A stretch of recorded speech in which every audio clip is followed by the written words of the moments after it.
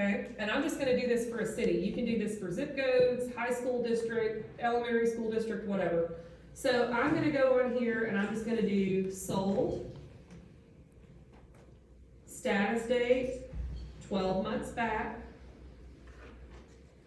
city, Huntsville. Okay, and then what did we say, we're starting at 200 to 300, or, let's see, what did I say? I don't know, 200 to 300. So now, price, 200 to 300. Do you guys see that count in the top corner, 906? Yes. You don't have to open this stuff up, okay? So what we're gonna do now is we're gonna go on our handy dandy spreadsheet. We're gonna say number sold 200 to 300 was 906. How many are active right now? I don't know yet. We're gonna go back to Paragon. I'm gonna change the status to active. You can take the date range off if you want, because it doesn't really matter when it went active. There's 91, okay? 91. You can do this on the spreadsheet, or everybody please get your cell phone. Let's make this really easy. Because I don't want anybody to be freaked out that I pulled into Excel, okay?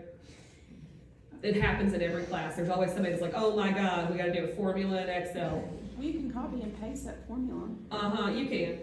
Use your phone. Type in 12. 12, 1, 2, okay? Divided by 906. Now hit equals.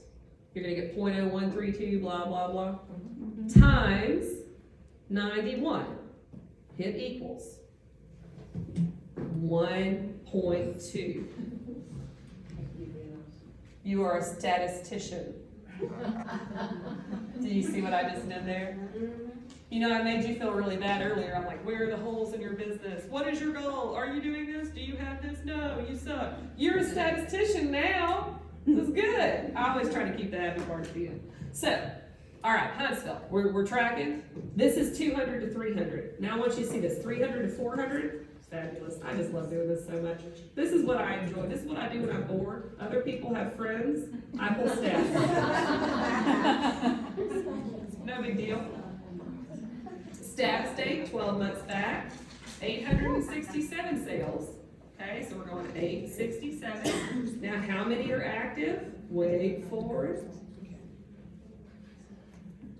This is the easiest thing ever. It makes you look super smart. 133. Okay? Now, 133, it's like magic, the math just works.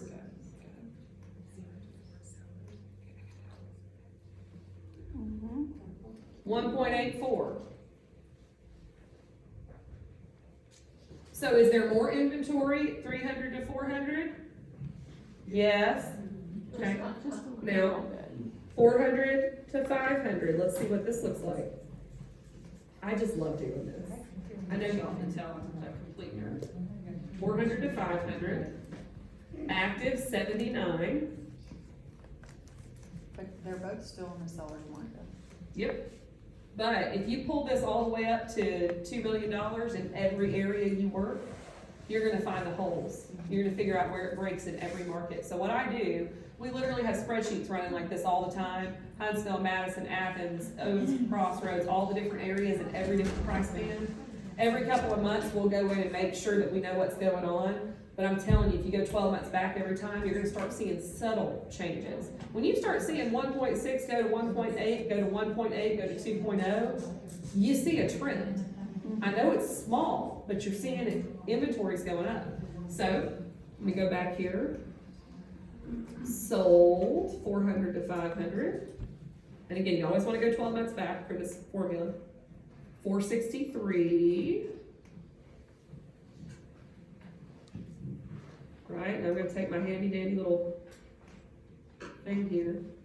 2 months. So see what's happening? We've got 1.2 months of inventory, we've got 1.8 months of inventory, we've got 2 months of inventory. I'm not gonna do this all the way through, but I'm gonna tell you it breaks around 700,000 in Huntsville. All of a sudden, and it breaks by multiple months. It's not like a small break. It's like it goes from 3-4 months worth of inventory to all of a sudden it's at like 8-9 months worth of inventory. Does that make sense? So is that how you determine where the break is when there's a Yep. big jump? So here's the deal. I wanna know in my market, and this is, the reason we're talking about this is seller expectations. I don't care if you're talking to your sphere, I don't care if you're talking to an online lead, I don't care if you're talking to a FSBO that you're trying to explain to them why they're having difficulty selling their home, or why, you know, the offers that they're getting are not what they expected, or whatever it might be. When you're talking about setting expectations with sellers, you're the agent. They think everything is your fault. Has anybody ever done that? You run into that before? I have. So here's the deal.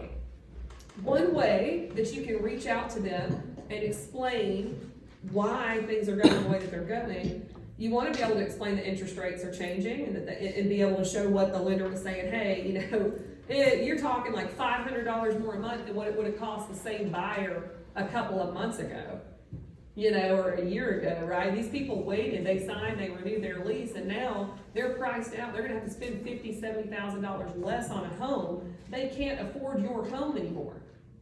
So that's one indication that you need to follow is interest rates.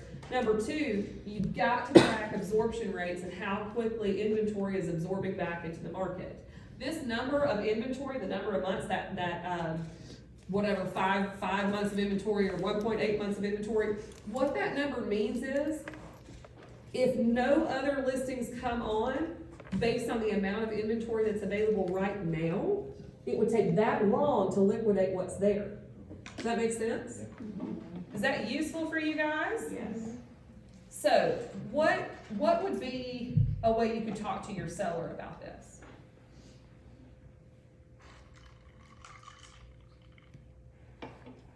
So one of the things that I do, this is not an every month update, this is a, you know, hey, the house has been on the market now for a month, we haven't sold.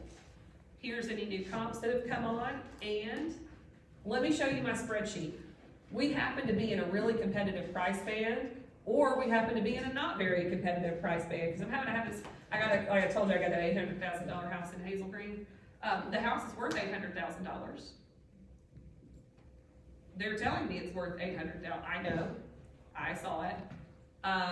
It's got acreage, it's got barns, I got it, right? First off, we got a unique property. Second, I'm showing them Hazel Green breaks at $400,000. People don't spend a lot of money there. Does that make sense? Mm-hmm. So when you're explaining this, I found it's useful to just have these, I call them like inventory matrices. It's good to have an inventory matrix when you go into an appointment, and it's good to have an inventory matrix for that area when you're going back to talk to that client about a price reduction. You talk to them about a price reduction because the house isn't selling, and I just really, you know, I feel like we need to do a price reduction. Feel is a 4-letter word. Okay? You don't feel anything. You don't feel like anything should happen, all right? You have stats, numbers, you are a professional. Feel is a 4-letter word, take it out.